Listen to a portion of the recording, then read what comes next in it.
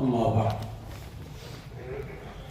گزشتہ درس میں عرض کیا تھا کہ قرآن پاک کی کوئی بات علم میں آئے، پہلے سے علم میں نہ ہو یا یاد نہ رہی ہو، یاد میں آ جائے تو آدمی کو تھوڑا وقفہ کر کے سوچنا چاہیے کہ میرا اس پر عمل کیسا ہے۔ اس کو کہتے ہیں الوقوف عند کتاب اللہ۔ ایک لمحہ سوچے بھائی میں اس پہ کیا کر رہا ہوں، اپنی اصلاح کریں۔ اسی طرح جناب نبی کریم صلی اللہ علیہ وسلم کی سنت مبارکہ، حضور کا کوئی ارشاد علم میں آئے تو ایک دفعہ بھی ضرور سوچے کہ حضور کیا فرما رہے ہیں، میں کیا کر رہا ہوں، اور اگر کوئی فرق ہو تو دور کرنے کی کوشش کریں۔ صحابہ کرام رضوان اللہ علیہ اجمعین کا ذوق عرض کیا تھا کہ قرآن پاک کے حوالے سے بھی یہی تھا، کوئی بات علم میں آتی تھی یا بھولی ہوئی یاد آتی تھی تو رک جاتے تھے، سوچتے تھے اور اصلاح کرتے تھے۔ جناب نبی کریم صلی اللہ علیہ وسلم کی سنت اور ارشاد کے بارے میں کوئی بات جب سامنے آتی ایک دفعہ سوچتے تھے کہ کہیں میں خلاف ورزی تو نہیں کر رہا۔ اس پر بہت سے واقعات ہیں، دو واقعات عرض کرنا چاہوں گا۔ سیدنا حضرت نبی معاویہ رضی اللہ تعالیٰ عنہ تقریباً 19 سال امت مسلمہ پر انہوں نے حکمرانی کی ہے بطور امیر المومنین کے، 19.5 سال، 20 سال سمجھ لیں۔ صحابی رسول تھے، امیر المومنین تھے، پوری امت متفق تھی ان پر اس زمانے میں۔ رومیوں کے ساتھ ان کا معاہدہ تھا، روم کی سلطنت، روم کا معاہدہ تھا جنگ نہ کرنے کا کچھ عرصے کے لیے، جیسے رسول اللہ صلی اللہ علیہ وسلم نے حدیبیہ میں قریش کے ساتھ وعدہ کیا تھا کہ 10 سال ہم آپس میں جنگ نہیں کریں گے، ایسے ہی ان کا معاہدہ تھا۔ ترمذی شریف کی روایت ہے یہ کہ ہم 2 سال یا 3 سال آپس میں لڑیں گے نہیں، جنگ بندی کے بعد ہوتے ہیں، جیسے ابھی 4 دن کے لیے غزہ میں ہوا ہے کہ ہم 4 دن نہیں لڑیں گے، پھر جو ہوگا دیکھتے ہیں، یہ جنگ بندی کے بعد ہوتے ہیں۔ حضرت معاویہ رضی اللہ تعالیٰ عنہ کا رومیوں کے ساتھ کچھ عرصے کے لیے معاہدہ تھا۔ اب معاہدے کی مدت چل رہی ہے، مدت ختم ہونے سے کچھ عرصہ پہلے ذہن میں خیال آیا یار معاہدہ تو یہ لڑنا نہیں ہے، لیکن اپنے ملک میں گھومنا پھرنا تو کوئی معاہدے کا حصہ نہیں ہے۔ اگر میں معاہدے کی مدت ختم ہونے سے پہلے فوجیں لے کر چلا جاؤں بارڈر پر، معاہدہ کی مدت ختم ہوتی چڑھائی کر دوں گا، معاہدے کے دوران نہیں لڑوں گا، لیکن فوجیں لے کر چلتا ہوں، وہاں رک جائے گی، معاہدے کی مدت ختم ہوگی پھر کارروائی ڈال دے گا۔ یہ سوچا، دمشق سے چل پڑے روم کی طرف، ان کی سلطنت کی طرف، جہاں بھی بارڈر تھا ان کا۔ پیدل سفر و گھوڑوں کا، اونٹوں کا سفر ہوتا تھا۔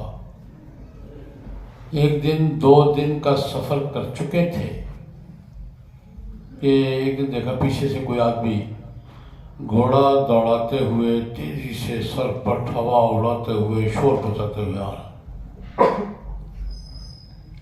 یہ اس زمانے کی بریکنگ نیوز ہوتی تھی، حادثہ واقعہ ہو گیا یہ بتانے آ رہا ہے۔ واٹس ایپ تو ہوتا نہیں تھا، نہ کوئی اور ذرائع تھے، خود ہی جا کے اطلاع دینی ہوتی تھی۔ اگر کوئی آدمی کی طرف سے بہت تیزی کے ساتھ بھاگا آ رہا ہے یا دوڑاتا ہوا آ رہا ہے شور، یہ بریکنگ نیوز ہے، ٹھہرو یار، مطلب کو واقعہ ہو گیا اور یہ اطلاع دینے آ رہا ہے۔ دیکھا کہ کوئی صاحب آ رہے ہیں اور دمشق کی جانب سے پیچھے سے تو گھوڑا دوڑاتے ہوئے اور سر پٹ، دیکھا بہت ٹھہرو یار، پتہ کرو یہ کیا خبر لے کے آ رہا ہے، کوئی بھی واقعہ ہو سکتا ہے۔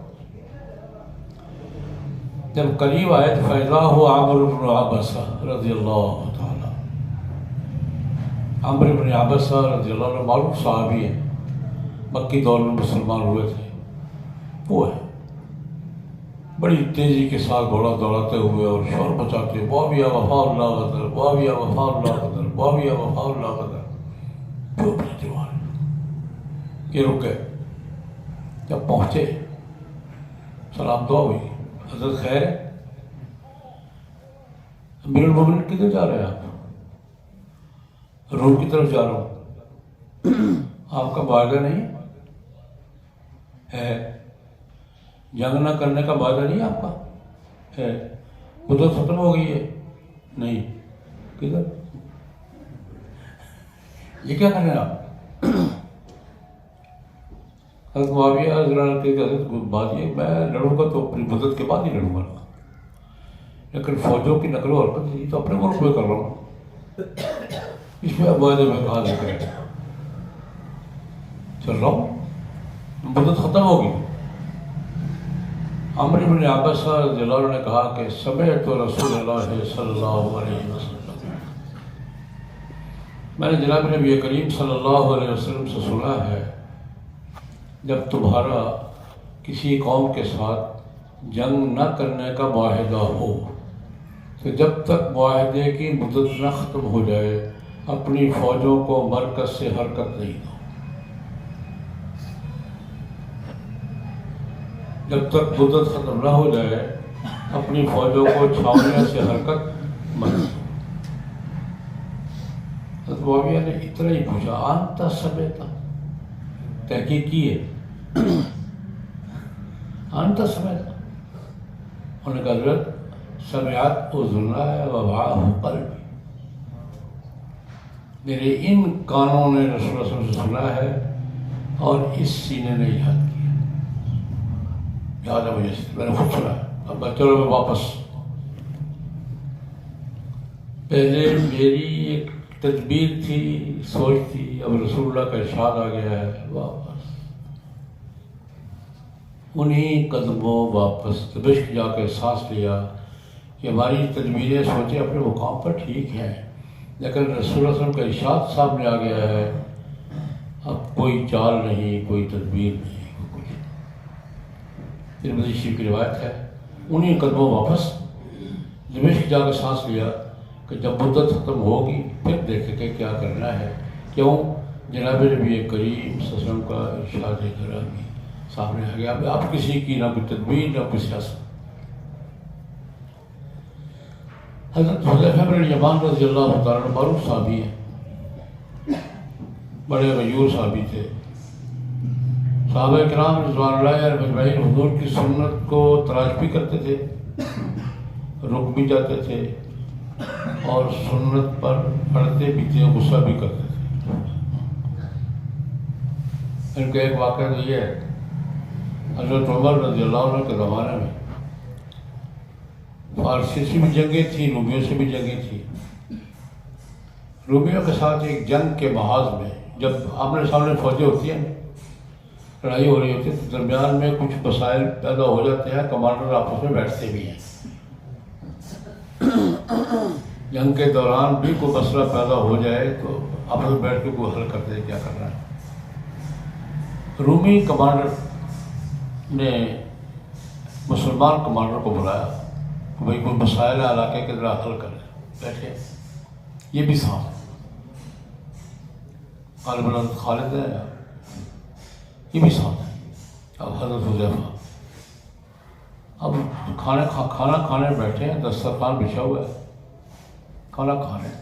رومی کمانڈر کی دعوت ہے، مسلمان کمانڈر کو حالت جنگ میں کوئی کسی مسئلے پر بات کے لیے بلایا ہے. کھانا کھا رہے ہیں.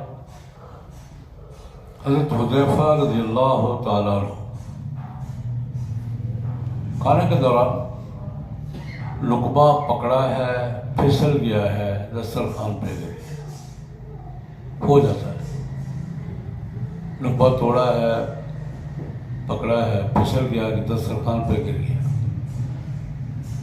حضرت حذیفہ بن الیمان رضی اللہ عنہ نے لقمہ اٹھایا، منہ میں ڈال دیا.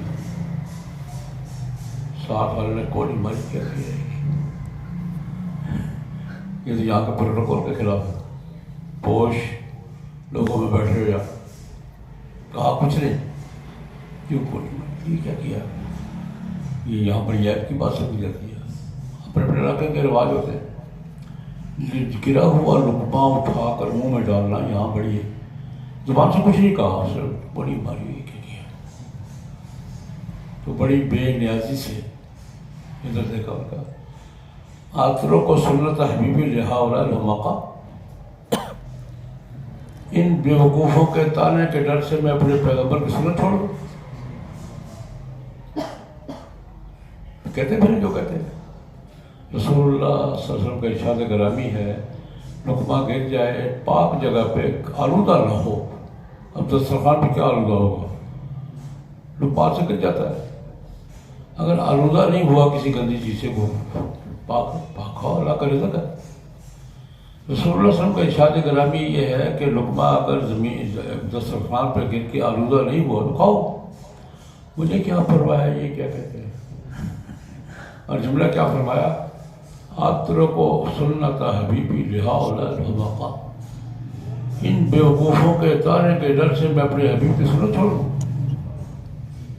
حضرات صحابہ کرام رضوان اللہ علیہم اجمعین کا میں کہتا ہوں رک بھی جاتے تھے، سوچتے بھی تھے، اور بس اوقات غیرت بھی کھاتے یار سنت ایک ہے، سنت پر بے پرواہی سے عمل نہ ہو جانا، یہ کہ استخفاف ہلکا سمجھنا، یہ ہلکا سمجھنا تو کفر ہے، خیر ہے یار دیکھیے نا، کوتاہی اور چیز ہے، بے عملی اور چیز ہے، اور ہلکا سمجھنا یہ اور چیز ہے، پرواہ نہ کرنا یہ اور چیز، جان بوجھ کر پرواہ نہ کرنا یہ اس سے بالکل مختلف چیز ہے۔ ایک واقعہ حضرت حذیفہ کا ہی ہے، یہ ادھر آذربائیجان مدائن کے علاقے میں تھے، کمانڈر تھے، تو یہ غیر مسلموں کا علاقہ تھا، پانی مانگا، بیٹھے کسی علاقے میں بیٹھے ہوئے پانی مانگا، ایک وہاں کا لوکل آدمی تھا، دہقان پارسی تھا یا کیا تھا، پانی لایا وہ کہ امیر محترم ہیں، کمانڈر ہیں، فاتح ہیں، تو چاندی کے پیالے میں پانی لایا پروٹوکول کے لیے، فاتحین کا پروٹوکول تو بڑا ہوتا ہے، چاندی کے پیالے میں پانی لا کے پیش کیا، ہاتھ مارا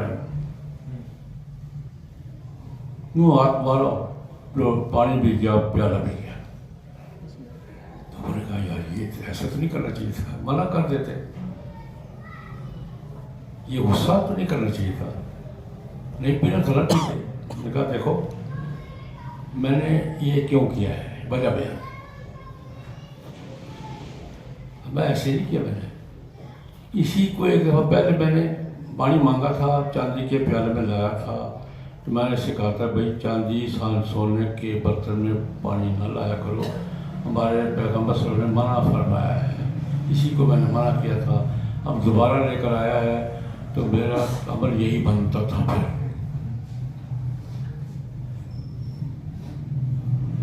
اس نے پرواہ نہیں کی، میں نے کہا حضور کی سنت ہے، حضور کا ارشاد ہے سونے چاندی کے برتنوں میں پانی مت پیا کرو، میں نے اس کو منع کیا تھا،